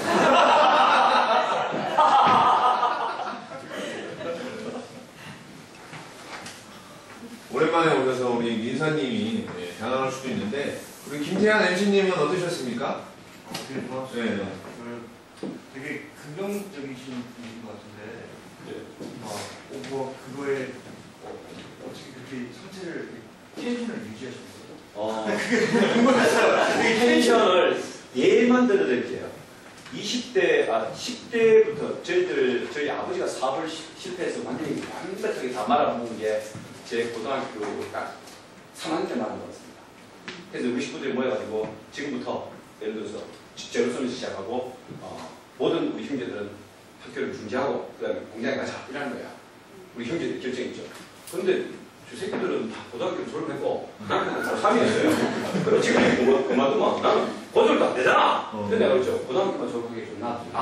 자, 근데 고등학교 딱 졸업하고 나니까 대학원 가고 싶은 거예요. 형이 뭐 오겠죠. 난 대학에 가면 안 되겠나. 고등학교 졸업자보다 대학교 졸업하는 게 훨씬 더 가고가 살고 월급도 많다. 꼬셨지. 그래서 입학금만 안 돼도 안 돼주더라고요. 그래서 우리 이모님한테 양딱지기 받아라 대학을 다녔죠. 자, 그런데 대학을 다니는 딱 가정 속에서 중요한 거는 제가 딱 두 가지 행동만 바꿔봤습니다. 강의할 때 맨 앞에 앉자. 4년간 요것만 한번 바꿔보자. 맨 앞에 앉자. 맨 앞에 앉으니까 선생님들이 내 이름을 다 외워요, 그냥. 그럼 내 포함해서 대답하고 선생님 그때는 판서였잖아요. 판서 딱 끝나면 쫙쫙 뛰가서 딱 지우고 이러니까 선생님들이 나를 지켜보는 것 같아요. 그러면서 답안지 매기는데 너무 매기라는 거야. 그래서 이제 매기면서 매기서 거치고. 많이는 안 거치고, 엉매걸 보고 있기 때문에. 자, 그러면서 맨 앞에 딱 앉아있으면 그냥 좋은 거는 다른 아이들은 시험 칠 때, 원래 시험 치는 고사장에서는 맨 뒤에 앉고 옆에부터 채우잖아요. 근데 맨 앞에 앉아있으니까 선생님은 나를 안 보고 저 뒤에 쪽하고 옆쪽만 보는 거야. 그 나는 이제 맨 앞에 보이지 여기 교탁이 있었죠. 교탁이 저번에는 중앙에. 그렇게 했고, 그 다음에 또 하나는 제가 이제 아웃핏이 하면서 그 다음에 제가 첫 번째 얻었던 직장이 딱 두 가지가 있는데 하나는 그 국가정보원 거기 시험 쳤고 그리고 또 하나는 삼풍백과점 시험 쳤어요. 이게 아웃핏 장교를 있을 때. 그게 이제 삼풍백과점 시험 치기 전에 제가 국가정보원에 시험 쳤는데 제안서를 딱 냈죠. 내니까 거기서 이제 뭐라고 답장이 왔냐면 당신은 지원 자격이 안 됩니다 이러는 거야. 왜 지원 자격이 안 돼? 내가 뭐 또 남자가 아닌가? 내가 왜 못 들어가나? 물어보니까 거기서 뽑는 기준이 두 가지 기준인데 국정계열과 행정계열만 뽑는 거예요. 나는 그때 애처연계열이라서 이거 지원 자격이 안 되는 거예요. 그래서 내가 거기서 제일 높은 사람이 고향이 누구냐? 엄삼탁이라고 아직도 기억이 납니다. 그 사람이 저 안전기획 부장이었어요. 군대는 딱 두 가지만 갖고 있죠. 시간하고 일정하고. 그래서 A4용지 5장에다가 그 엄삼탁씨 제일 높은 사람이 편지를 썼습니다. 내가 갖고 있는 열정과 에너지를 절대 과시분까지 마라. 당신이 원하는 거 국어, 영어, 수학, 과학, 국어, 영어, 수학, 역사 이 네 과목 카타르니 80점인데 나는 90점을 맞겠다. 기회만 달라 했죠. 근데 이틀 뒤에 엄삼탁씨한테 표지가 왔어요. 그럼에도 불구하고 우리는 기준을 깰 수 없다. 당신은 예술계에서 국가에 충성하세요. 이런 거야. 그냥 그것도 무시할 수는 없더라고요. 그래서 그걸 적고 그 다음에 이제 삼풍백과점 시험을 딱 치렀죠. 삼풍백과점 시험 치러왔는데 강북에는 롯데, 강남에는 삼풍 이 두 개 양대 백화점이 있었는데 그때 훨씬 더 큰 데가 강남이었죠. 그게 강남에 이제 시험 면접 보러 갔는데 우리는 그때 ROTC였기 때문에 ROTC 장들만 별도로 뽑았어요. 마침 그 디자인 전공했는 애가 우리 ROTC 중에서 한 10명 정도가 되는 거예요. 그래서 한 명 뽑는데 10명이 면접을 보러 갔는데 5명씩 들어가겠다고요. 심사가 6명씩 심사를 보는데 내가 가운데 앉았는데 왼쪽에는 서울대학교 디자인과 오른쪽에는 중대 디자인과 내가 부산대학교 동남학과 그쪽에서 뽑는 거는 디자인 편집 디자인 뽑아요. 지금 일주가 안 맞죠? 근데 그 사람이 나한테 묻는 거예요. 좀 이따 뭐냐면 이런 질문을 해요. 도발적으로. 어이 김선삼 선생님 당신은 여기 전공 일주도가 안 맞는데 왜 지원했어요? 이러는 거야. 지금 안 보니까 그게 아빠 문제가 있죠. 딱 듣는 순간 아, 얘 있구나. 난 떨어지겠구나. 생각했죠. 어차피 떨어질 거 이걸 한번 적여보자. 이랬죠. 그러다고 했죠. 맞습니다. 나는 전공일치도가 당신하고 원하는 게 안 맞습니다. 나는 그럼에도 불구하고 제가 이게 지원한 이유는 전공일치도는 안 맞지만 원래 회화 전공이 갖고 있는 특징이 창조와 상상과 발상의 전환을 3년 동안 연습했거든. 당신들이 원하는 테크닉 이런 부분들은 나한테 3개월만 주면 원래 그게 맞습니다. 당신들이 100%로 하면 난 200%로 돌려줄 것이고 400%로 하면 800%로 돌려줄게! 그렇지? 어차피 떨어질 거! 그래서 제가 배열받이 막 웃더라고요. 그러면서 맨 마지막 멘트를 뭐라고 하냐. 옆에 이 판서를 하나 주면서 자기들끼리 나름대로 이 프로젝트를 하나 던지는 거예요. 이걸 가지고 뭐 모범 답안을 만드는 데서 뭐툭 하고 던지는데 그걸 임경근은 밝혀야 된대요.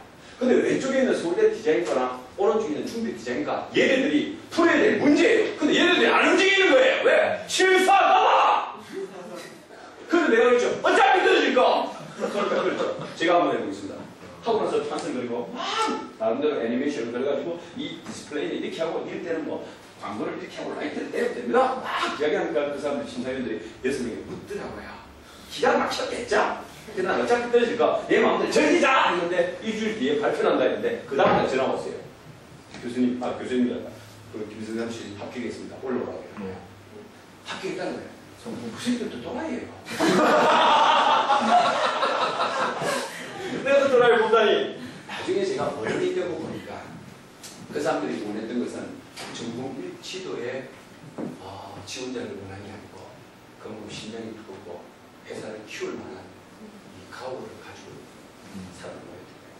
근데 학생들은 실제 내가 부딪혀보니까 지식의 정도는 중요한 게 아니라 얼마만큼 그것을 이겨낼 수 있느냐, 극복할 수 있느냐, 그리고 심장의 크기가 어느 정도 되느냐, 심장의 온도가 어느 정도 되느냐, 이것이 바로 사람을 뽑는 기준이다 하는 걸 끝에서 아는 것이죠, 여러분.